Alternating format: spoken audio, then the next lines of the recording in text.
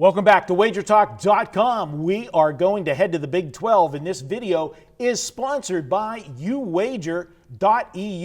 Get a 70% welcome bonus up to $1,000 using promo code WT70 when signing up.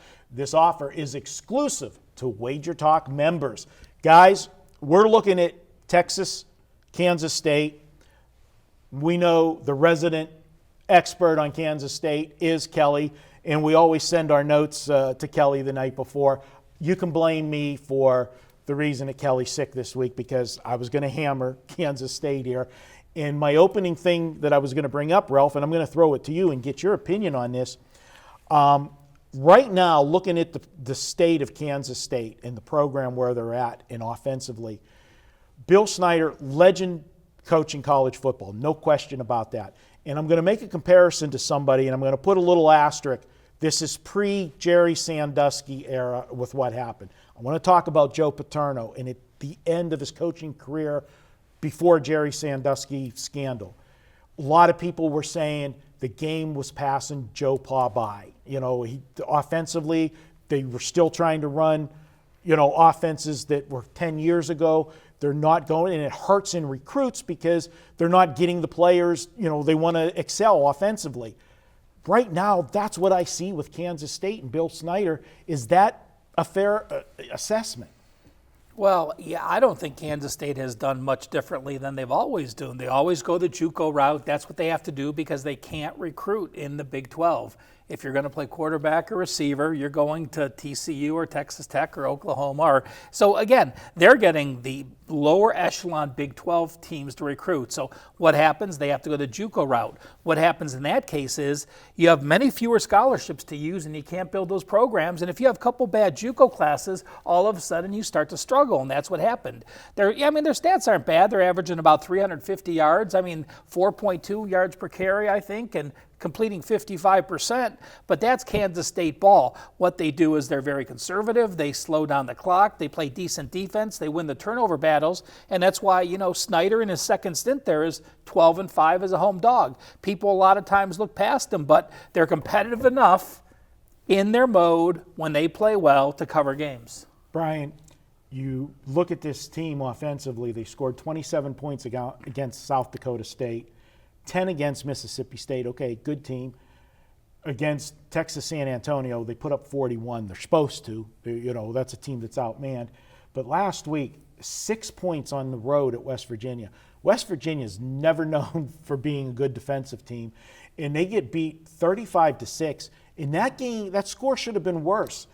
West Virginia turned the football over 4 times to only once for Kansas State. They were +3 in a turnover margin, and they still lost 35-6. What would that score have been if West Virginia doesn't turn it over?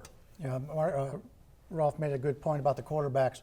When you're a quarterback and you're in this area, this is probably your last choice because of the style of play in the games. It's still a small sample size. We're only looking at three games, so I don't know if it's anything different than what we've seen before, other than the recruiting isn't quite as good. But the offense hasn't really been impressive. But the Kent State defense, early down success rate, which is allowing opponents first downs on the first 2 downs, 59.3%, which is pretty good. So they're doing well there. The problem is they can't get off the field because on 3rd and 4th down, especially 3rd down, is where they can't stop anybody. So that usually doesn't happen. Usually if you're good on the first 2 downs, you should be eventually good on all 4. So that may be a little small sample size there. But in talking about the opponent this week, Texas, that defense has been terrific so far. They're holding opponents to a 62.8 early down success rate. 35.3% of opponents' plays have been successful, which is tremendous. This Texas, we talked about them coming into the season. We all like Texas.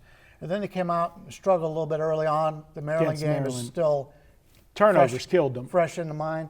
But this defense right now is by far the best unit on the field this week. Guys, I look at this one, and as much as I've badmouthed Kansas State this whole video, there's 2 things that I'm going to point out. Texas is rolling right now. There's no question about that. But the win over TCU or over USC doesn't impress me right now. I'm really down on USC. I'm not impressed with them at all.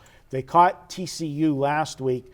off of the big Ohio State game. And I know that was a rivalry game, TCU, Texas, but for the last, decade, Ohio State's a bigger program than Texas. I know it's a rivalry game because of the conference and being in state, but playing that game on the national stage against Ohio State was huge. Now it's Texas this week that's in the bad spot. Look at what they got. They're coming off of playing the USC game, then playing TCU. Look at Kansas State. They got blown out 35-6 last week. We can just show up and win. They got Oklahoma on deck next week. That's the game that's circled on their thing. When you're Texas, there's one rival. When you're Michigan, there's one rival. It's Ohio State. That's the game you got to win, and that's the game that a lot of coaches' legacies get measured by if you beat that big rival. They got to be. This is a sandwich spot of all time.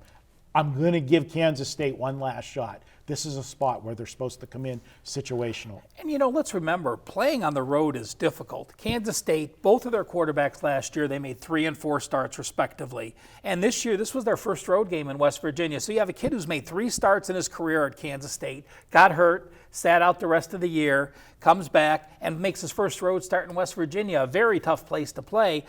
Those first road starts are always difficult. And now, like you said, Texas off 2 huge emotional wins.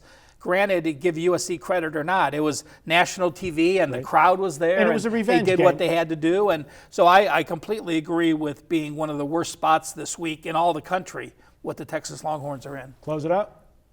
When was the last time we had both Kansas and Kansas State in the same general area for power ratings?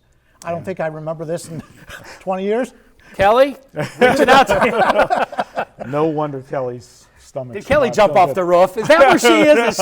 She jumped off the roof after that West Virginia game. Oh, all right. All right, guys. Hey, if you want to like these videos, we'd appreciate you giving us a thumbs up, comment, share it with your friends. And guys, if you do a comment in the comment section, we're going to randomly pick one comment and we're going to send that person a free week of service.